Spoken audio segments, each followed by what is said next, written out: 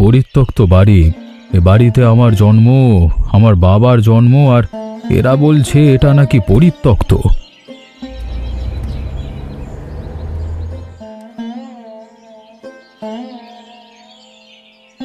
বাবা, আমি সব জেনে এসেছি। এই নোটিশের কথা শুনেই শহর থেকে ছুটে এলাম। আইনি লড়াই করতে হবে এখনই। আজকের জন্য লড়াই নয় রে বাবা, আজকে আমি আমার একদিনের হোটেল খুলব। হোটেল মানে? বাবা, এ সময় এসব কি বলছেন আপনি? আজকে শুধু চা নয়, আমি সবাইকে পেট পুড়ে ভোজ খাওয়াবো। বাজারে বড় মাছ আর মুড়ি ভাজা দিয়ে রান্নার আয়োজন করেছি আগে থেকেই। বাবা, আজকে তো ঘরে নিমন্ত্রণ, আপনি একা একাই এত আয়োজন করে ফেললেন, আমাকে একবার জানালেনও না। তোকে জানালে তো তুই বাধা দিতিস বাবা, আইনের কথা বলতিস। কিন্তু আমি জানি এই বাড়ি বাঁচানোর আসল উপায় হলো মানুষকে বাড়িতে ডেকে আনা। আচ্ছা বাবা, বুঝলাম। আমি আপনাকে সাহায্য করি তাহলে। কি কি লাগবে বলুন। বাজার থেকে আনা মাছটা একটু ধুয়ে রাখতে হবে, আর মুড়ি ভাজাগুলো কড়াইতে ভেজে নিতে হবে। তুই শহরে থেকে হাত পাকিয়েছিস নাকি সব ভুলে গেছিস রান্নার কাজ? একটু দেখি তো। ভুলিনি বাবা, শুধু চর্চা কম হয় এখন। কিন্তু আজকে দেখিয়ে দেব, আপনার ছেলে এখনো ভালো রাঁধতে জানে। সেই তো ভালো কথা। চল তাহলে, বেশি দেরি করলে চলবে না, বেলা বাড়ছে দ্রুত। বাবা, এত বড় মাছ কোথা থেকে জোগাড় করলেন? এই মাছ তো একদম টাটকা দেখাচ্ছে। ভোর হওয়ার আগেই বাজারে গিয়েছিলাম রে, জেলেদের কাছ থেকে সরাসরি কিনে এনেছি। টাটকা মাছ ছাড়া কি আর ভালো রান্না হয়?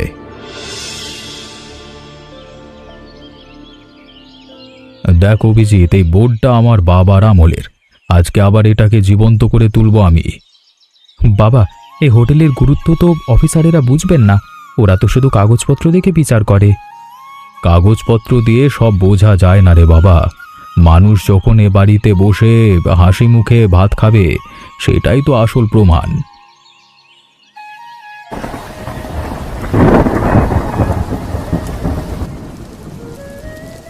এই বৃষ্টি আমার ডাক রে অভিজিৎ, আজকে সবাইকে নিয়ে বসতে হবে বাড়িতে, দেখিস। আপনার এই আশাবাদ দেখে আমারও ভালো লাগছে বাবা। এ মাটির গন্ধ, বৃষ্টির শব্দ, রান্নার ধোঁয়া, এসব ছেড়ে আমি কোথাও যেতে পারবো না অভিজিৎ। এ বাড়ি তো আমার সব। জানি বাবা, আমি সেটা বুঝি বলেই তো লড়াই করতে এসেছি। কিন্তু আপনার এই পদ্ধতিটাও তো মন্দ না। দেখা যাক আজকে কি হয়। মানুষের মন জয় করবার এর চেয়ে ভালো উপায় আর কি আছে বলতো? কাগজ দিয়ে যা হয় না, ভালোবাসা দিয়ে তা হয়। বাবা, এই বৃষ্টিতে কেউ আসবে তো? রাস্তাঘাট তো সব ভিজে কাদা হয়ে যাচ্ছে দেখছি। আসবে রে, আসবে, দেখিস। এ গ্রামের মানুষ বৃষ্টিকে ভয় পায় না, বরং বৃষ্টি এলে তো আরো বেশি জড়ো হয়ে সবাই এক জায়গায় আনন্দ করে। ঠিক বলেছেন বাবা, আমার ছোটবেলার কথা মনে পড়ে যাচ্ছে। বৃষ্টি হলেই তো সবাই আপনার এই বারান্দায় এসে জড়ো হতো, কত গল্প হতো তখন। বিজয়দা, এই নোটিশ দিয়ে আমি লজ্জায় আছি। আমার হাতেই তো নোটিশটা এসেছিল, বিলি করতে হয়েছে বাধ্য হয়ে। আরে তুমি কেবল পিয়নের কাজ করেছো লক্ষণ, দোষ তো তোমার নয়। এভাবে লজ্জা পেও না তুমি। তবু মনটা খারাপ লাগে বিজয়দা। এত বছরের চেনা মানুষ, তোমার বাড়িতে খারাপ খবর নিয়ে যেতে হলো। আজকে আমার হোটেলে ভোজ লক্ষণ। বসো বসো, রান্না প্রায় শেষ হয়ে এলো। মন খারাপ ভুলে যাও এবার।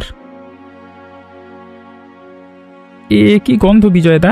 এটা তো হোটেল না, এটা তো একদম মহারাজের বাড়ি মনে হচ্ছে আমার কাছে।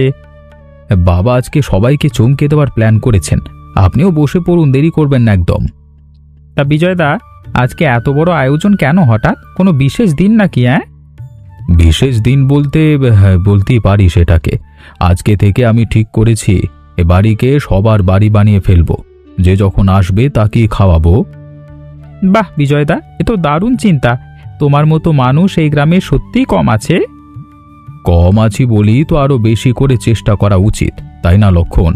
তুমিও তো রোজ এই বৃষ্টিতে সাইকেল চালিয়ে চিঠি বিলি করো, তোমার পরিশ্রম তো কম না। এই সামান্য কাজ আর তোমার এই বড় মনের তুলনা হয় না বিজয়দা। তুমি সত্যি অন্যরকম মানুষ। বাবার সামনে এত প্রশংসা করলে উনি লজ্জা পেয়ে যাবেন। চলুন ততক্ষণে রান্নাটা একটু এগিয়ে দিই সবাই মিলে। তাই তো করা উচিত। বসে থেকে গল্প করলে তো আর রান্না এগোবে না।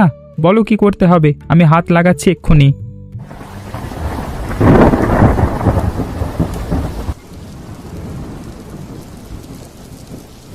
বিজয়দা, আমি খবর পেয়েছি ওই অফিসার নবীন ঘোষ আজকে আসছেন জরিপের জন্য, কিন্তু এখনো কোনো খবর নেই। তিনি কোথায় আটকে গেছেন এই বৃষ্টিতে কে জানে।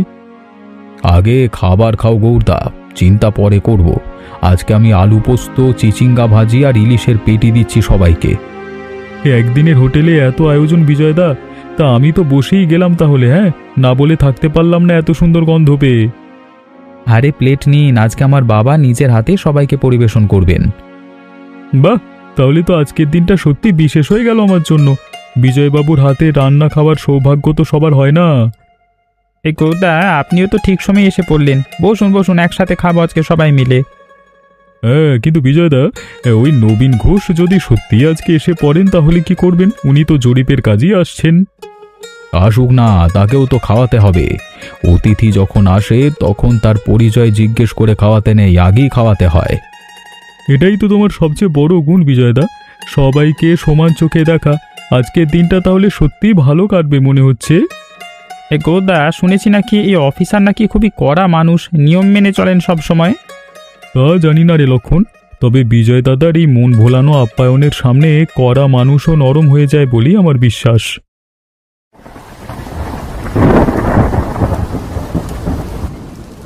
আমি নবীন ঘোষ, জেলা পরিষদ থেকে জরিপ করতে এসেছিলাম। আমার গাড়ি খালে আটকে গেছে বৃষ্টিতে, একটু আশ্রয় চাই আপনাদের এখানে।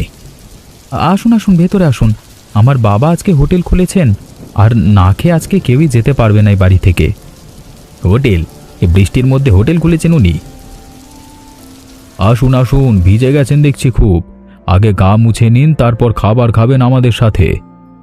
এটা তো হোটেল না, এটা তো একদম রাজার বাড়ির খাবার মনে হচ্ছে আমার কাছে। এত মানুষ, এত আয়োজন, কি উপলক্ষে বলুন তো? কোনো উপলক্ষ নাই স্যার, শুধু বৃষ্টি হয়েছে বলি এই আয়োজন। আসুন আসুন, বসে পড়ুন সবার সাথে।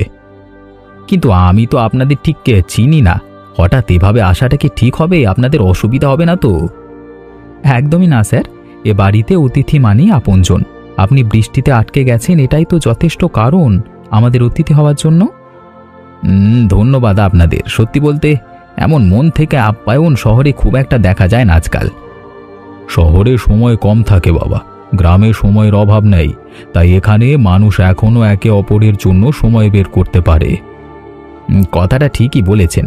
আমার গাড়িটা খালে আটকে গিয়ে যেন একটা আশীর্বাদ হয়ে দেখা দিল আজকে। এমন একটা অভিজ্ঞতা পেলাম আজকে। স্যার, আপনার গাড়ির জন্য চিন্তা করবেন না, বৃষ্টি একটু কমলেই লোক পাঠিয়ে ব্যবস্থা করে দেব। আপাতত আসুন, আরাম করে বসুন। ধন্যবাদ। আচ্ছা, এই বাড়িটা তো বেশ পুরনো মনে হচ্ছে। কতদিনের বাড়ি এটা? আমার বাবার আমল থেকে বাড়ি আছে স্যার, 3 পুরুষ ধরে মাটিতেই আমাদের শেকড়। হ্যাঁ, বাহ, এমন পুরনো দিনের বাড়ি তো এখন কমই দেখা যায়।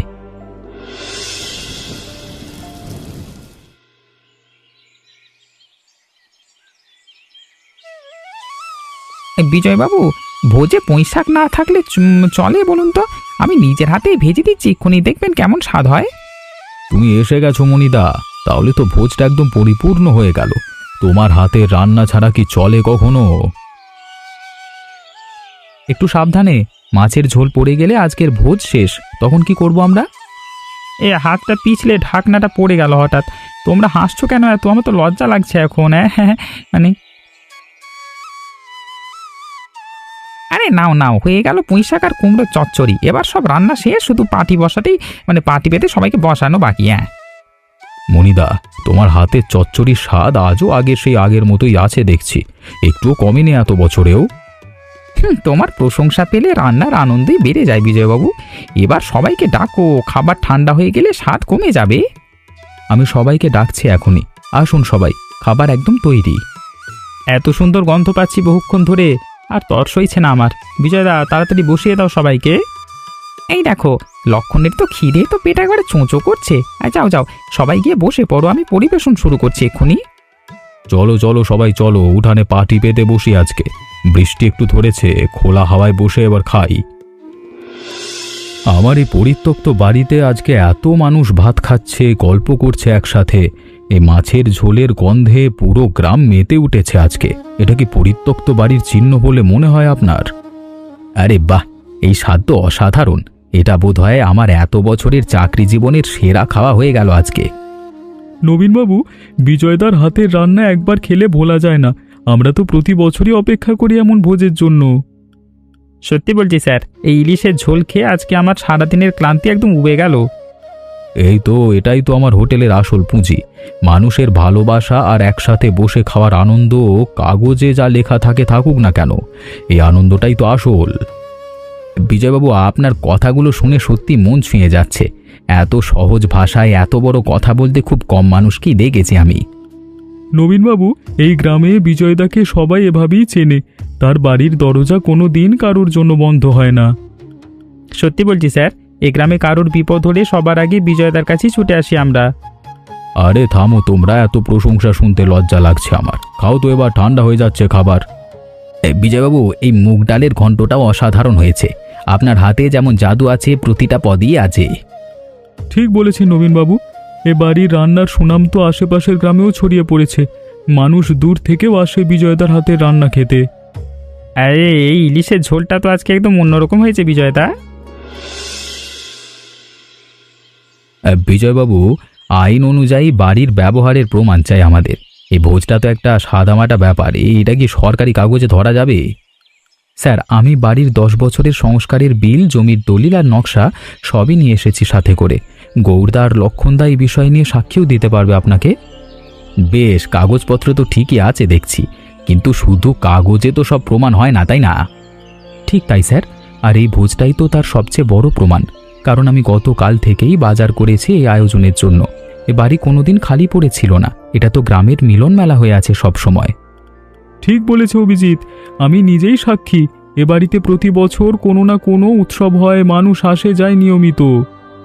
বেশ ভালো কথা বললেন আপনারা। তবে আমাকে এটাও দেখতে হবে যে বাড়ি সত্যি রোজ ব্যবহার হয় কিনা, শুধু আজকের দিনের জন্য না, তাই না? স্যার, আপনি চাইলে গ্রামের যে কাউকে জিজ্ঞেস করতে পারেন। প্রতি উৎসবে, প্রতি বিয়েতে, এমনকি শোকের দিনেও মানুষ এ বাড়িতে আসে সবার আগে। এতটাই গভীর এ বাড়ির সাথে গ্রামের সম্পর্ক। ঠিক বলেছে অভিজিৎ, আমি পঞ্চায়েত প্রধান হিসেবে এই কথার দায়িত্ব নিচ্ছি। এ বাড়ি কখনো খালি পড়ে থাকেনি। বেশ, আপনাদের কথা আর এই আয়োজন দেখে আমার মনের সন্দেহ অনেকটাই কেটে গেছে। তবে অফিসের কাজ তো মানতেই হবে আমাকে, তাই না? অবশ্যই স্যার, সেটা আমরা বুঝি। শুধু চাই আপনি নিজের চোখে যা দেখলেন সেটাই যেন লেখা থাকে। নিশ্চয়ই থাকবে, চিন্তা করবেন না। আমি যা দেখি তাই লিখি, আর যা আজকে দেখলাম তা সত্যি অন্যরকম। চলুন নবীনবাবু, একটু হেঁটে বাড়িটা দেখিয়ে আনি আপনাকে। বসে বসে শুধু কাগজ দেখলে তো পুরোটা বোঝা হয়ে যাবে না, তাই না? বাহ, এই পুকুরটাও তো বেশ সুন্দর। এখানেও নিশ্চয় অনেক গল্প জমা আছে বিজয়বাবু। হ্যাঁ, এই পুকুরে আমি সাঁতার শিখেছিলাম স্যার। আমার ছেলেও শিখেছে এখানেই। 3 পুরুষের সাঁতার শেখবার জায়গা এটা। আসলে জানেন, আমি কিন্তু বাড়ি ভাঙতে আসিনি এখানে। জেলা পরিষদ একটা গ্রামীণ পর্যটন এবং খাবার সেবা প্রকল্প চালু করছে নতুন করে। সেটা আবার কি স্যার? আমি তো কিছুই বুঝলাম না এখনো। যেসব বাড়ি বর্ষাকালে আশ্রয় এবং খাবারের ব্যবস্থা করে অতিথিদের জন্য, সেগুলো খুঁজে বের করে সরকারি টাকা দেওয়া হবে এই প্রকল্পে। ওপর থেকে ছবি তুলে বাড়িটাকে সচল দেখেই আমি খুশি হয়ে এসেছিলাম আজকে। ভেবেছিলাম দেখে যাই সত্যি কেমন চলছে এই জায়গাটা। তার মানে আপনি বাড়ি ভাঙবার জন্য নোটিশের জন্য আসেননি? এই পরিত্যক্ত ঘোষণার কি হবে এখন? সেটা কি বাতিল হয়ে যাবে? সেটা আমি দেখে নেব অভিজিৎবাবু। আর আপনার বাবার এই ভোজ দেখে আমি একদম নিশ্চিত হয়ে গেছি আপনারা ঠিক মানুষ এই প্রকল্পের জন্য। এতদিন যা নিয়ে ভয় পেয়েছিলাম, আজকে সেটাই আমার জন্য এত বড় সুখবর হয়ে এলো। ভাবতেই বুকটা ভরে যাচ্ছে আমার। সত্যি বলছি বিজয়বাবু, আমি অনেক বাড়ি ঘুরেছি এই কাজে, কিন্তু আপনার মতো এমন সহজ সরল মন খুব কমই দেখেছি। স্যার, আমি তো এতক্ষণ শুধু আইনি লড়াইয়ের কথা ভাবছিলাম। বাবার এই সহজ পথটাই যে এত কাজে লাগবে একদম ভাবিনি। এই তো শিক্ষা রে বাবা, মানুষকে আপন করে নিলে সব সমস্যাই সহজ হয়ে যায়। এবার বুঝলি তো তোর বাবার বুদ্ধি? বুঝলাম বাবা। আজকে থেকে আপনার এই বুদ্ধিকে আমি সবচেয়ে বেশি সম্মান করব। শহরের বড় বড় উকিলও এভাবে সমস্যার সমাধান করতে পারে না। সত্যিই তাই। আমি রোজ কত ফাইল দেখি, কত নিয়মের প্যাঁচ, কিন্তু আজকের এই অভিজ্ঞতা সব কিছুর থেকে আলাদা। স্যার, এ বাড়িতে আপনি প্রথম আসেননি, শেষও না। এরপর থেকে যখনই মন চাইবে চলে আসবেন এই পরিবারের একজন হয়ে। আমি রিপোর্ট লিখব বিজয়বাবু, তবে একটা শর্ত আছে। পঞ্চায়েতে সুপারিশ লাগবে। আর বাড়ির সামনে একটা পাকা ছাউনি তৈরি করতে হবে, যেখানে বর্ষায় 20 থেকে 25 জন মানুষ আরামে বসে খেতে পারেন। আমি পঞ্চায়েতের পক্ষ থেকে সুপারিশ লিখে দিচ্ছি, এখনই চিন্তা করবেন না। আর ছাউনির জন্য পঞ্চায়েত 50 ভাগ কাজ করে দেবে, এটাও কথা দিচ্ছি আজকেই। তাহলে তো আমার হোটেল এখন রোজ ভোজ যাবে, ভোজ দেওয়া যাবে গৌরদা। এত বড় সুযোগ পাবো ভাবতেই পারিনি। শুধু ভোজ দিলেই হবে না বিজয়বাবু, খাবারের স্বাদটাও কিন্তু ধরে রাখতে হবে সব সময়। এই মানের রান্না যেন কখনো কমে না যায়। সেটা নিয়ে চিন্তা নেই নবীনবাবু, বিজয়দার হাতের রান্না আর মণিদার সাহায্য থাকলে স্বাদ কমার প্রশ্নই ওঠে না। আর তাহলে তো ঠিকই আছে সব। আমি অফিসে ফিরেই রিপোর্টটা জমা দেব। আশা করি 1 মাসের মধ্যেই সব ঠিক হয়ে যাবে। আপনার এই সাহায্যের কথা আমি কোনোদিন ভুলবো না স্যার। আপনি না এলে আজকের এই সুখবরটা পেতামই না। আরে না না, ধন্যবাদ তো আমার দেওয়া উচিত আপনাদের। এমন একটা ভোজ আর এমন একটা মন থেকে ভালোবাসা, এটাই তো আমার কাজের আসল প্রাপ্তি।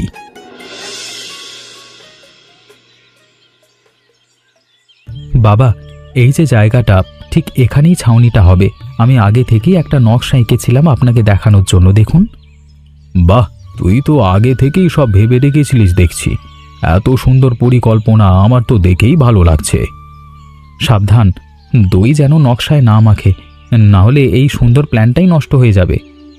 উফ, আজকে আমার হাত থেকে সব কিছুই পড়ে যাচ্ছে দেখছি। বাবা মাফ করে দাও অভিজিৎ ভাই, এত ভালো নকশা দেখে অবাক হয়ে গেছিলাম। লক্ষণের হাত আজকে থেকে সত্যি বিপজ্জনক হয়ে উঠেছে দেখছি।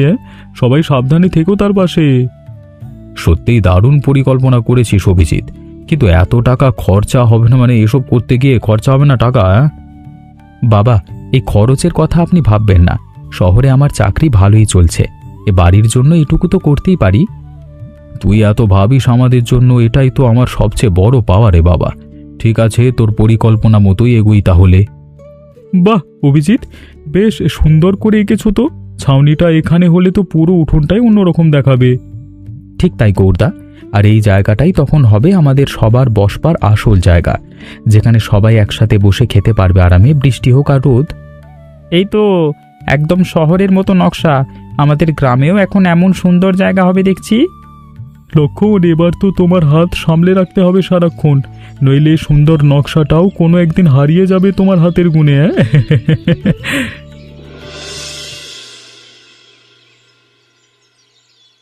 বিজয়বাবু, আজকের এই ইলিশ মাছের ঝোলটা আমি কখনো ভুলব না।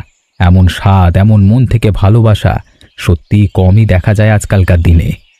আপনি যে কোনো দিন আসুন স্যার, আমার হোটেল সব সময় খোলা থাকবে আপনার জন্য। দরজা কখনো বন্ধ হবে না এ বাড়ির। আমি কিন্তু আবার আসবো, শুধু অফিসের কাজে নয়, ভোজের জন্য কথা দিয়ে গেলাম আজকে।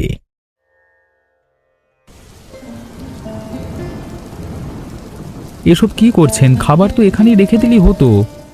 বৃষ্টি মানেই তো খাবার ভাগাভাগি করা অভিজিৎ। গ্রামের আরও কয়েকজন আছে যারা আজকে বৃষ্টিতে বেরোতে পারেনি, তাদের কাছে একটু পাঠিয়ে দিই। এটাই তো আসল কথা মনিদা। ভোজ শুধু নিজেদের জন্য না, সবার জন্যই তো হওয়া উচিত। আপনি আর বাবা মিলে এই গ্রামটাকে একটা পরিবার বানিয়ে ফেলেছেন দেখছি। আমার তো দেখেই গর্ব হচ্ছে। তোমার বাবার কাছ থেকেই তো শিখেছি এসব অভিজিৎ। এই গ্রামে আমরা সবাই একে অপরের পাশে দাঁড়াই, এটাই তো আমাদের নিয়ম। চলো মনিদা, বাকি খাবারগুলো ভাগ করে দিয়ে এসো। আর কারোর কাছে গিয়ে জিজ্ঞেস করো কারো কিছু লাগবে কিনা। ঠিক আছে বিজয়বাবু, আমি এক্ষুনি বেরুচ্ছি। এ বৃষ্টির পর মানুষের ঘরে ঘরে একটু গরম খাবার পৌঁছালে মন ভালো হয়ে যাবে সবার। আমিও সাথে যাই, রাস্তা তো এখনো কাদায় ভরা, একা যেতে অসুবিধে হবে আপনার। আরে না না, তুমি বাবার সাথে থাকো অভিজিৎ। আজকের দিনটা তো তোমাদের বাবা ছেলের জন্যই সবচেয়ে বিশেষ। আমি একাই সামলে নেব সবকিছু। সবাই বসে পড়ো, আজকে শনিবারের বিশেষ ভোজ। পোলাও আর মাংসের ঝোল দুটোই আছে আজকে। বাবা, আপনার হোটেলের ভোজে আজকে পুরো গ্রাম এসে হাজির হয়েছে দেখুন। এই ছাউনিটা না থাকলে তো এত মানুষ বসতেই পারতো না একসাথে। বৃষ্টি না এলেও আমি এখন ভোজ দিতে পারি রে, এই হলো। এ তো লাভ হলো আমাদের। সেই একদিনের হোটেল আজকে সারা বছরের হোটেল হয়ে গেল। বিজয়দা, পঞ্চায়েতের পক্ষ থেকে বলছি, এই ছাউনিটা এখন গ্রামের গর্ব হয়ে দাঁড়িয়েছে। আরও অনেক পরিবার এখান থেকে শিখেছে কিভাবে মানুষকে আপন করে নিতে হয়। গৌরদা, তোমাদের সবার সাহায্য ছাড়া ছাউনি কখনো তৈরি হতো না।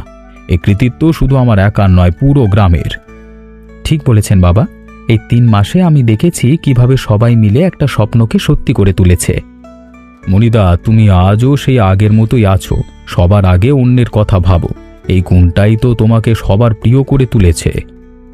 বাবা, এই যে এত মানুষ আজকে এখানে হাসি মুখে বসে আছে, এটাই তো আপনার সবচেয়ে বড় সাফল্য। আইনের কাগজ তো শুধু একটা কাগজই ছিল, আসল জয়টা তো এখানেই।